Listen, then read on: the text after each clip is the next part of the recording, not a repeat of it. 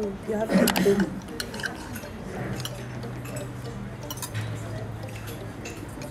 Thank you.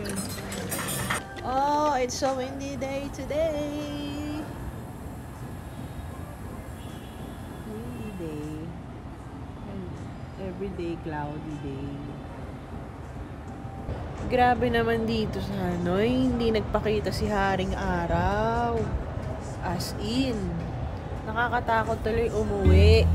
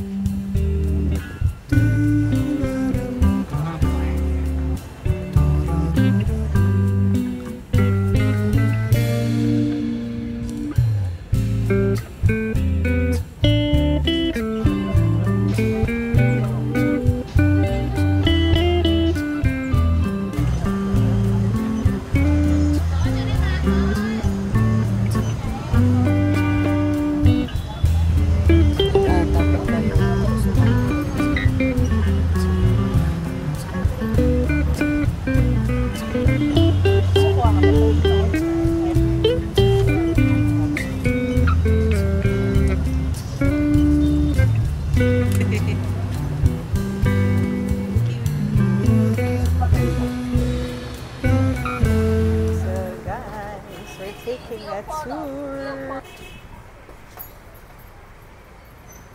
So, ito yung hop in, hop off tour nila. Pero ako, I just availed the non-stop, no-stop tour. And ito, pakita ko yung itsura ng mapa. Yung mapa kasi sila ibibigay syempre. This is just 100K per person. So, first stop, ito, iniikot namin ngayon yung old quarter. Nilalakad ko lang to everyday. Papunta, paalis ng hotel.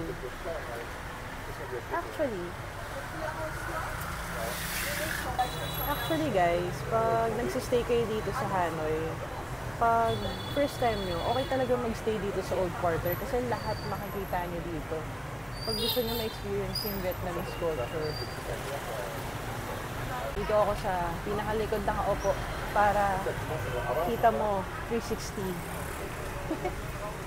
Marami kang makikitang market, may mga jacket, may mga knock-off siguro yun na North Face, mga Patagonia, yung mga ref magnet, mga Vietnamese crafts, tsaka ayan o, dami nila mga tote bag, mga damit, shoes din marami dito.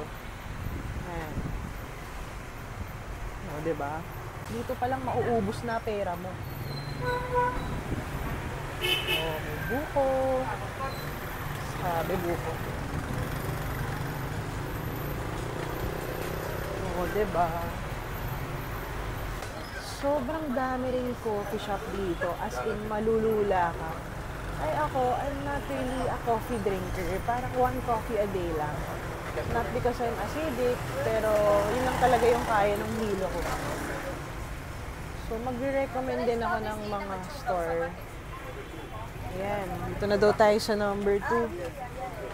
So, ang number 2 ay Dong Suan Market. Ah, ito. Dongsuan Market. Grabe, ang laki pa pala nito. Daming tao. Dongsuan.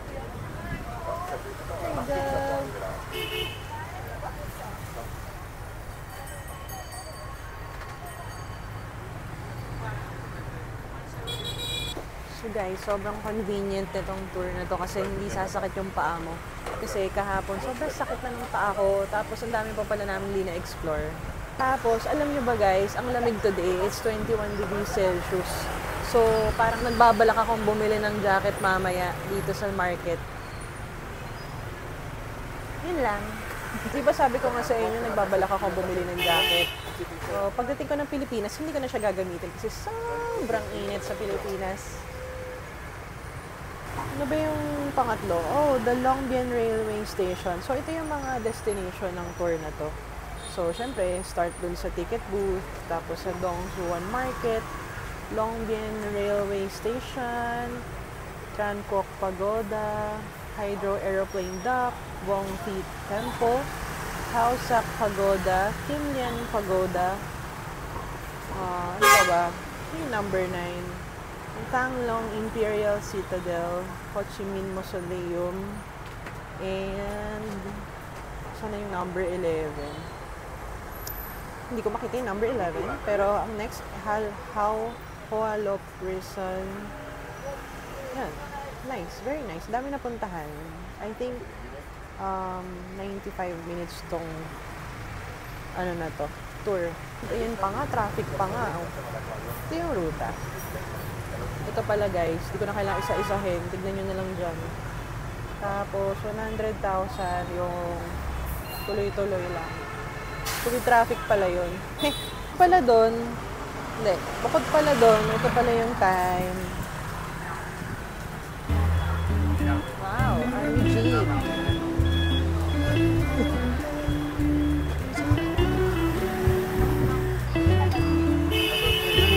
Okay, now stop number 3. Yun yung railway. Nasaan na yun? Siyempre walang train, di ba?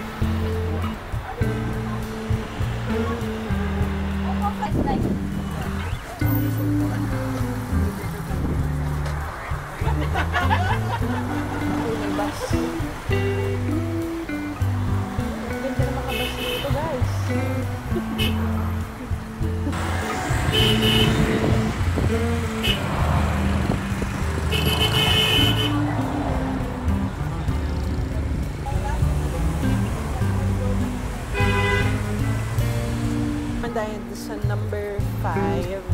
5 ba? 5 nga. Hydro Aeroplane Dock. Yan. Kasi nandyan siya somewhere.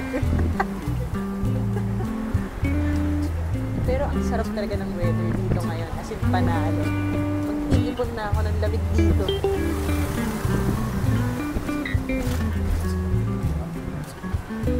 Saan ba?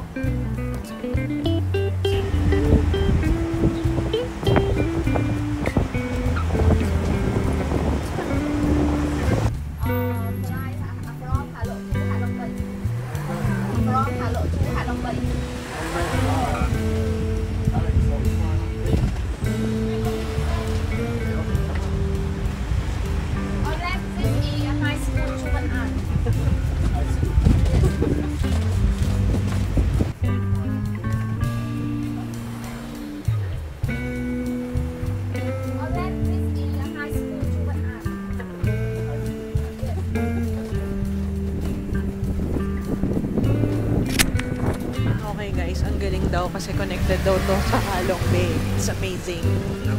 Kahit hindi namin yun, kahit di ko yun pupuntahan ngayon, siguro next time. Kasi crunch time tayo ngayon eh. Pero alam ko maganda dun eh. Hindi next time na lang natin puntahan.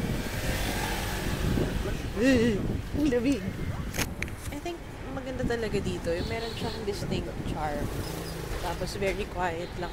Unlike siguro sa ibang cities. Dito very quiet. It's peaceful and the temperature is very nice. Yun, muni-muni lang.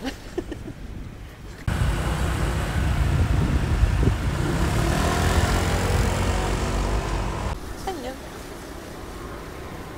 Nasaan yan? Sige, kung saan man yun.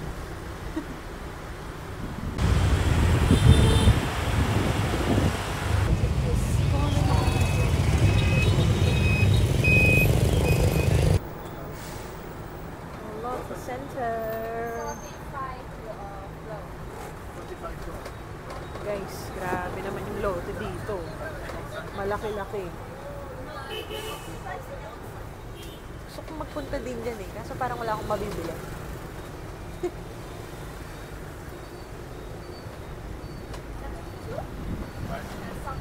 Ang ganda talaga ng buhok ko yung malamig na weather.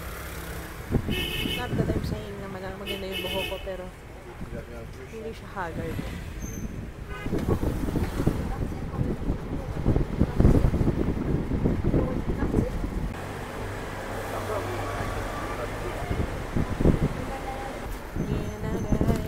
Number 7, Tausak Pagoda. Ah, bilis no?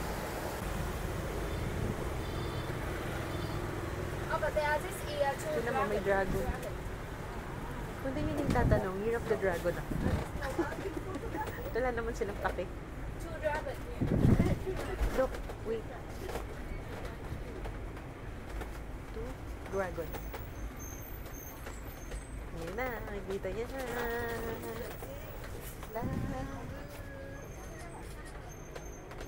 Galing, no?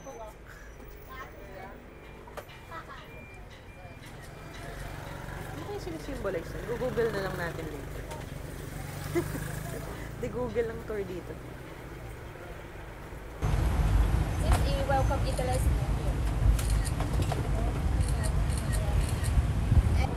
Côté du musée, ça ressemble à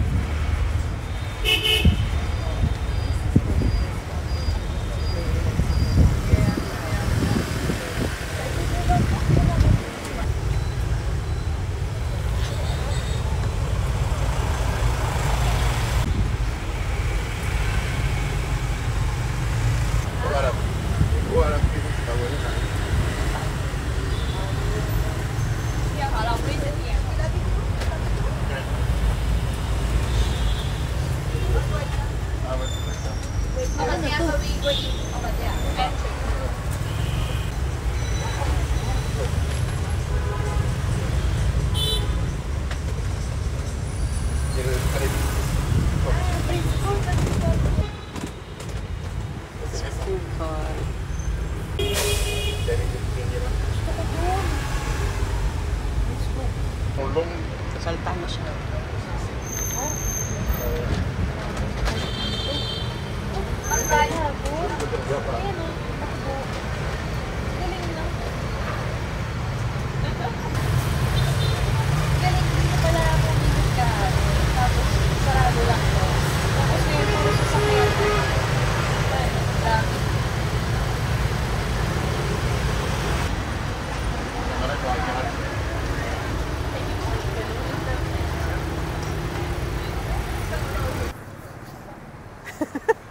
napagod ako dun sa sa busi-busina. Pero okay lang naman, part of the experience yon. So, yun, pag nagpunta kayo dito, consider nyong mag-take ng city tour. So guys, balik na tayong hotel muna kasi meron tayong obligasyon na magtrabaho. Kailangan natin magdoble kayod. Let's go.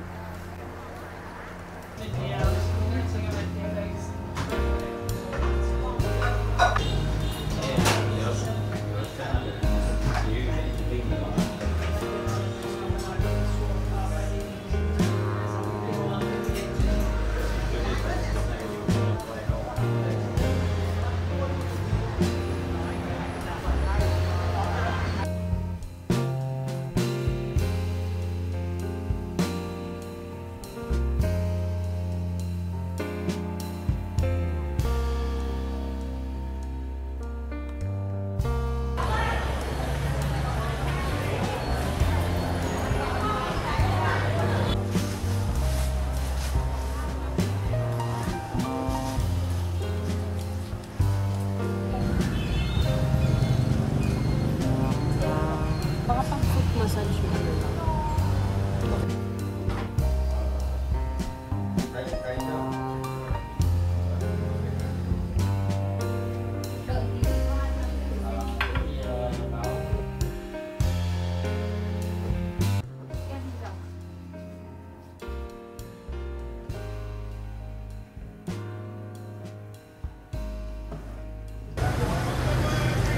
Kakagaling ko lang sa Esteva Spa. Sobrang sarap ng massage nila. Foot massage lang yung inabil ko. 320,000. So, pero sobrang sarap. Kasama yung arm, tapos may konting back and neck. Perfect.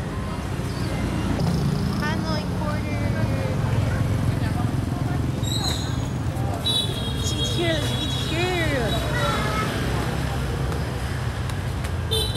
Hala, konti na lang yung pagpera natin. Tigwa 100. Ang card mo na appetizer. Thank you. Appetizer.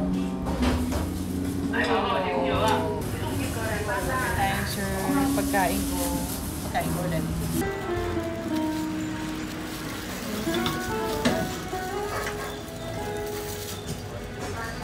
This one is what?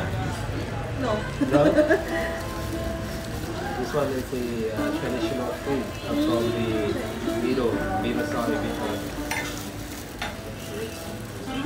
Actually, roll first. Okay. Rice paper. Yeah, rice paper. This one made by rice. Yes, I need this rice one. paper. Yeah. You can feel both sides to roll. Like this. Okay. Then, And with the lettuce. lettuce. Wow. It's beautiful. Cucumber. Okay. Yeah. Thank you. With some carrots and pineapple as well. Carrots. There's pineapple. Okay. Yeah, this is mine. Put the shrimp. Shrimp inside, like this. With some the Turkish egg. This one is the Vietnamese basil or Vietnamese Oh, crab. okay. Yeah. The Perilla. Perilla leaf. Perilla leaf? Yeah. It's so healthy. Yeah. The dill. The dill. Local dill or coriander. There's so many leaves. Mint. Yeah. Mint, Yeah. okay. Thank you. And And then roll roll it up. it. Yeah.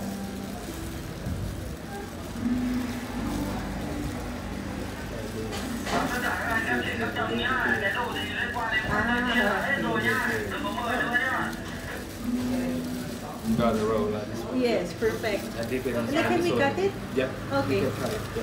Cut it. Half of it. Good try. Perfect. Thank you so much. Thank you so Welcome. much for helping. You're welcome. Teaching. Yeah, thank you. Hope you enjoy. Yes, And I perfect. have you to cut it. Don't worry. Oh, okay. Thank Because I think it's hard. you. Yeah. I'll So it's quite try. hard. Wow, I learned something new today.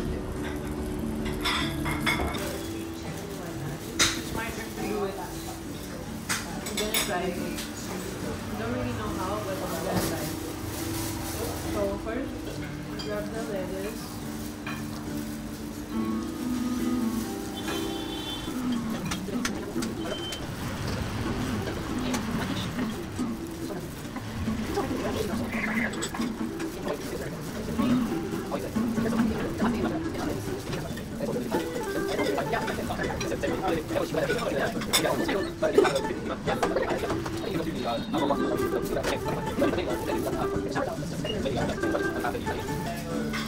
Yeah, This is my role.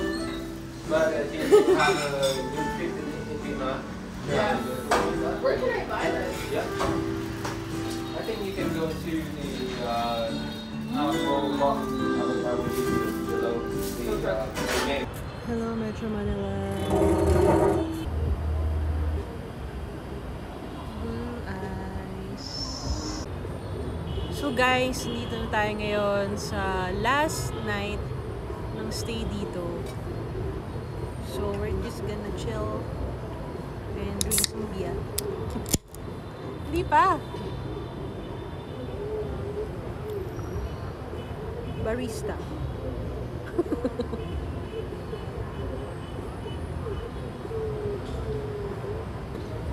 First time ko dito sa Hanoi and nakapunta naman ako ng Ho Chi Minh before, pre-pandemic.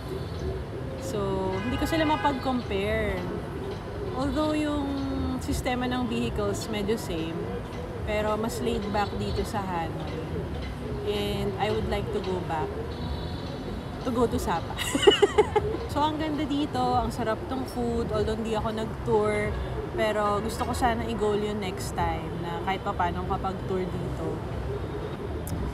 Dito, ang ganda ng klima. I don't know, maybe it's just because yung time na nandito ako ngayon. So, ang ganda ng weather dito, sobrang sarap ng food. And aside sa sobrang sarap ng food, sobrang healthy pa. As in, puro gulay, puro greens. Diba sabi nga ng doktor natin, always eat your greens aside from an apple a day keeps a doctor away.